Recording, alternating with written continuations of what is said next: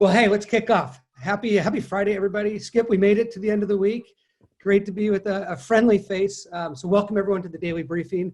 Jim Benton with Skip Miller, president of M3 Learning. Skip, we go back. You've been a great help in my past and appreciate all your work.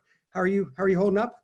Good. Just, using the tools and using the vehicles that are available to us. But, there was that, couple weeks where everybody was just, doing nothing, but now it's all back to work. And I think we're working harder now than we did before. I mean, what else are we going to do?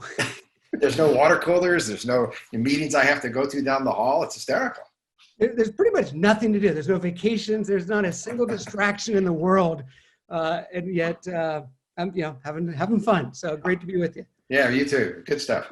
I wanted to get your take on the field side of things. So one of the stats that we've shared is just looking at meeting productivity across the U.S. So these are sales teams, their productivity. And specifically on this one, we're looking at the impact of productivity since pre-COVID. We've also looked at this week over week.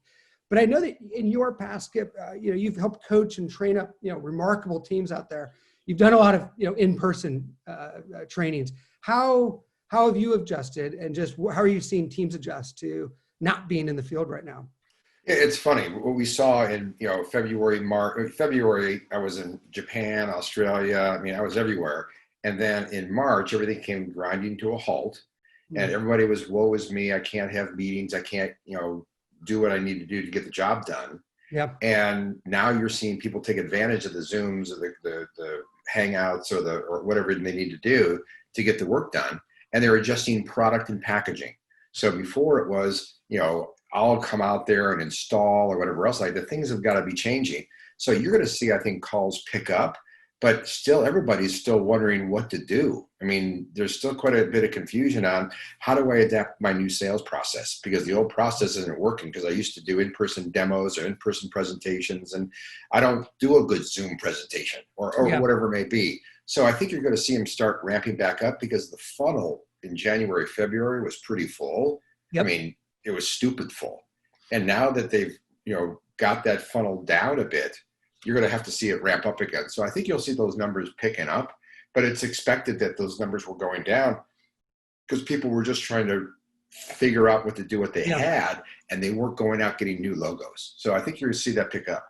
You work with a lot of different leaders out there. What are you hearing about for Q2?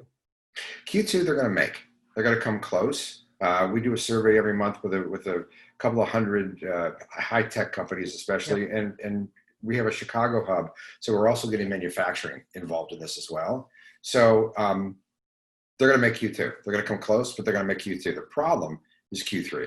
The problem definitely be Q3. There's no pipeline. We're going to Q2.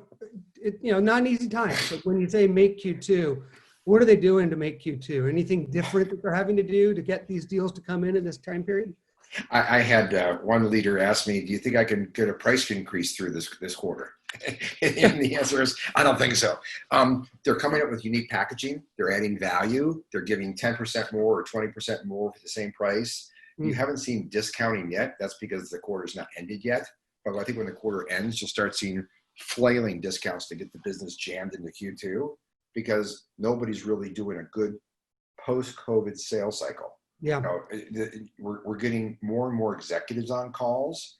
They'll join a Zoom. They don't want to sit in a 45-minute presentation in a meeting room, but they'll hop on a Zoom or a Hangout meeting.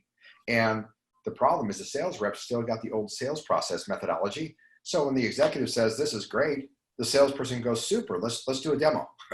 I mean, that's the data. I mean, that's what we're seeing here that we've shared, but just huge increase in leadership on the sales side joining, and 2x on the buying side.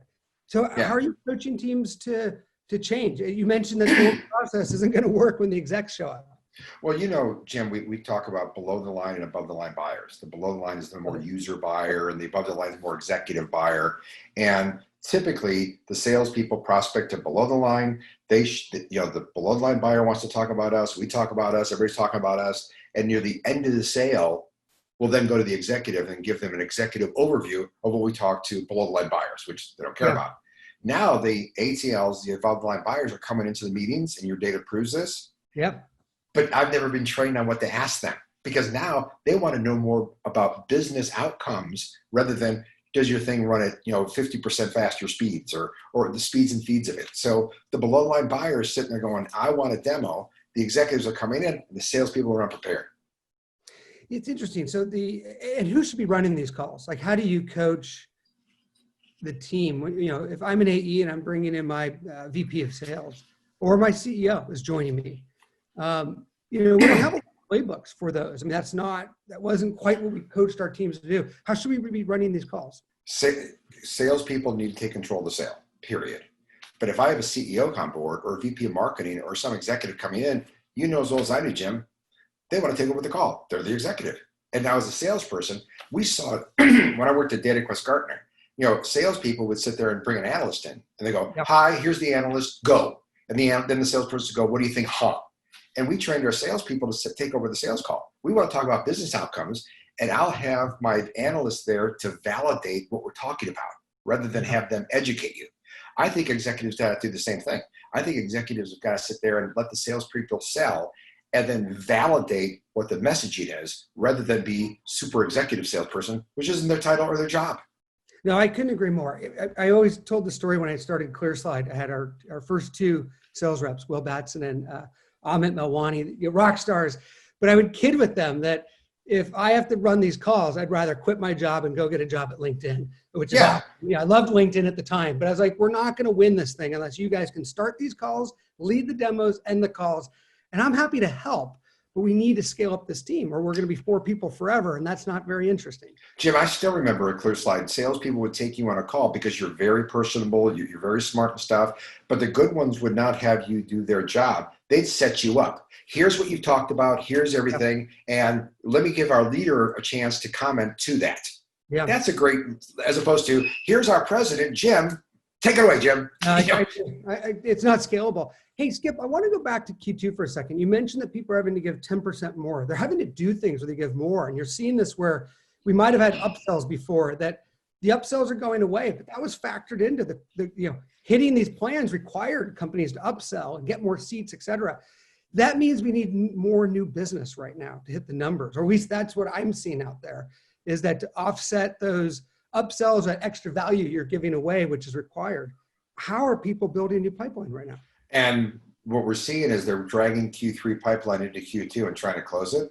So the cliff, I think, is going to be coming in Q3. I have not talked to anybody who's told me that, except the really hot companies. I mean, the companies that are doing 200% of what they did last. I mean, Zoom sold more in the first quarter of 2020 than they did all 2019. So the hot companies are good.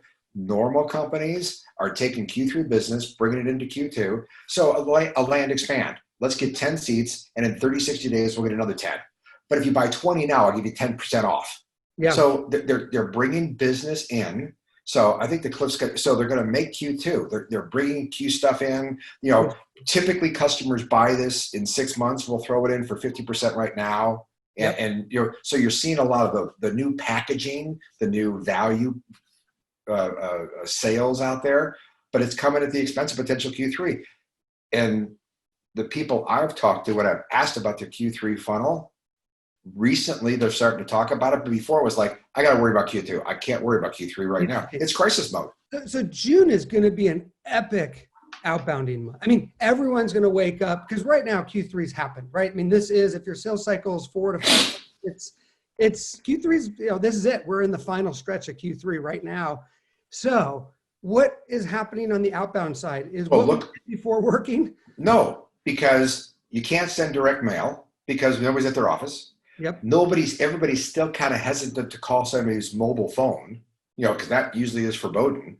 So I got social and I don't know how to get a hold of your email. So, the vehicles to prospect have been windowed down to, social or email if I can. If I feel emblazoned and emboldened, I'll try calling your mobile. Yeah. But I mean, getting a hold of people right now has all been social and email, and those typical hit rates aren't really great.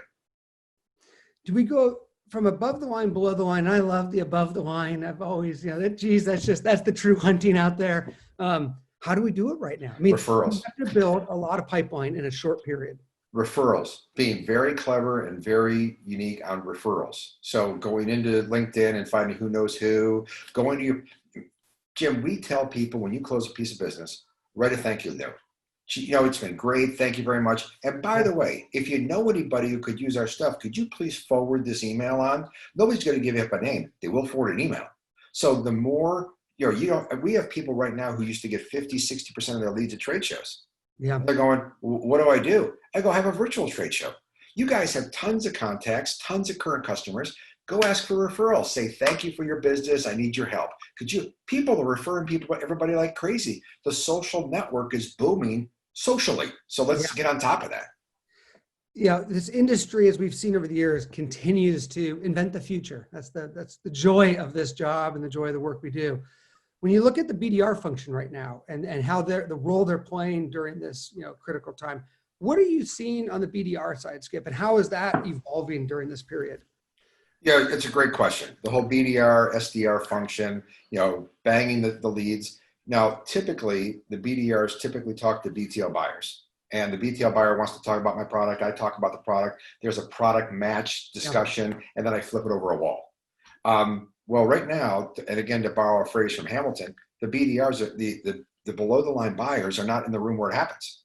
The ATLs are sitting there going, we have to make changes for second half of the year. And they're still figuring that out. So when a BDR, SDR calls a below the line buyer, they're like, we haven't heard right now. So I think the matches, the BDRs, SDRs are getting a hold of below the line buyers. Yeah. But I think the second and the third calls are not happening. They're getting, call me in a month. We still haven't heard yet. This is a gorgeous opportunity because ATLs haven't figured it out. They need help. This is a perfect opportunity to call ATLs, but you got to change your messaging because the BTL, Jim, we call it kid table, adult table. We trained our salespeople to go talk kid talk, and now all of a sudden the adult table wants to talk and we call kid talk instead of adult talk. So we have to train our BDRs in business acumen skill sets. We have to have them talk about risk. We have to have them talk about business decisions and outcomes for investments rather than we've got the latest, X.25 interface. Do you think we need to get the sales community right now? I mean, look, we're in a unique period the next few months. The amount of pipeline and the above the line focus and really breaking through the noise.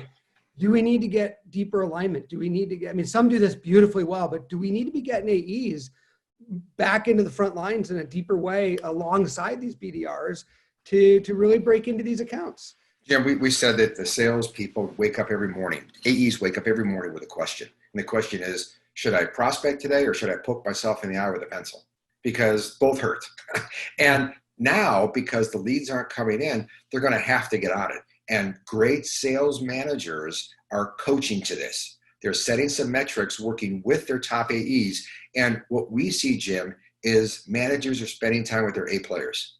They're having their A players prospect like crazy, setting the standard for their B and C players. So don't try to get the whole ship turned around. Really focus on your top performers to go out and make ATL meetings, and the rest of the, all ships will rise. I love it. Skip, I thought you'd enjoy, from a coaching standpoint, this data point that we've shared this week, where we look at 53% increase in managers putting coaching, taking coaching actions with their teams. The dip in March 16th, but we're now coaching more than we were pre-COVID. More managers are commenting, reviewing, sharing, getting into these calls and these meetings. This is great data. And are you've been coaching for a while out there. Are you seeing an increase in coaching right now from a work from home environment? We're seeing a big switch. Great point. I think the data will prove this out. We're seeing a big switch from reactive coaching. How's it going? Can I help you? Yeah, you remember a month ago. How you doing? Stay safe. Be safe, right? Yeah. And now it's okay. We're all safe. Let's go. So we're seeing more proactive coaching about let's get going. My message is you start being proactive with your top performers. Your top performers are going, I got it covered. No, they don't. If you look at the third and fourth quarter, they don't have it covered. So let's start proactively coaching our top performers to get good ATL messaging out there. Go ask a bunch of your current ATL referrals, customers for referrals. Let's get that going. And I think you'll see more of that. I think the coaching has gone from reactive 5 minutes, how's it going? Call me if you need me, to more of, okay, let's spend 20 minutes on our outbound messaging for next month. So you're going to see more of it. I think it's right. Look, I was on the couch last night just watching reviews, just going through play by play and really looking to see how the messaging had changed on our side. How are we connecting today? Because even 2 weeks ago, what we were saying isn't as relevant now. As you mentioned, the empathy's changed, the way we connect. And so just, are we being fresh? And I think that's what we're seeing in here, is people wanting to share. I think the other piece is the star players, what they're doing today that's working is not the old role plays that we did a few months ago. We need to see what they're doing today to close deals and to share that with the broader team as quickly as possible. And I tell people we have this tool called Buyer's Calendar that, companies do things typically in the fiscal first quarter, second quarter, third quarter differently and stuff. Mid-year corrections are a great area to prospect because people, they're making mid-course adjustments. So this is a great time to go to the ATLs and go, as you look at the second half of the year, you probably have a lot of questions. If your questions are in these areas, maybe we should talk rather than, quick, can I give you a demo and show you what we got? That's not going to, the old sales process has got to get broken. What are you seeing in the enterprise side? So these teams that historically, were moved to in-person meetings, the leadership, they've been remote, but they were in-person selling. How are you finding that they're able to progress the deals? Are you finding these deals are getting done at the enterprise level? And what's fascinating to me is the SMB mid-market are more like little ships. They, little boats, they can move.